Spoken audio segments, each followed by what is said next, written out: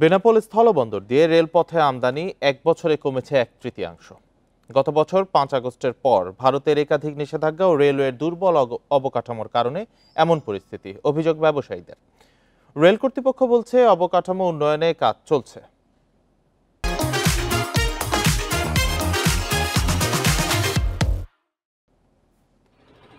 বেনাপোল বন্দর দিয়ে রেলপথে ভারত থেকে চাল, গম, ভুট্টা, হলুদ, জিরা, পাথর ও গার্মেন্টস পণ্য আমদানি হয়।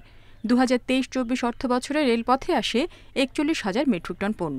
তবে 2024-25 অর্থবছরে এসেছে মাত্র 12,000 মেট্রিক টন। যোগাযোগ সহজ হওয়ায় ভারতের সাথে মূলত এই বন্দর দিয়েই রেল ও সড়কপথে পণ্য আমদানি রপ্তানি হয়।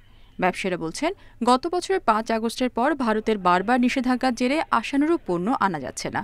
রেলপথে পণ্য রপ্তানির নির্দেশ বাস্তবায়ন হয়নি, রয়েছে অবকাঠামো সংকটও।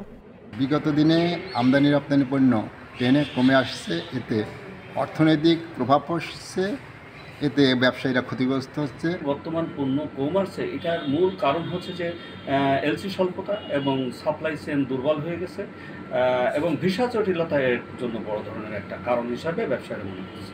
অবকাঠামো উন্নয়নের কাজ চলছে বলে জানান Benapole rail station master Saidur Rahman.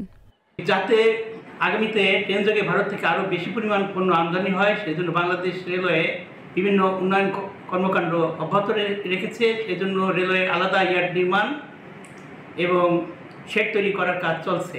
এবছরের জুলাইয়ে ভারত থেকে এসেছে 492 মেট্রিক টন পণ্য, আর আগস্টে পণ্য আমদানি হয়েছে 332 মেট্রিক টন। Independent news.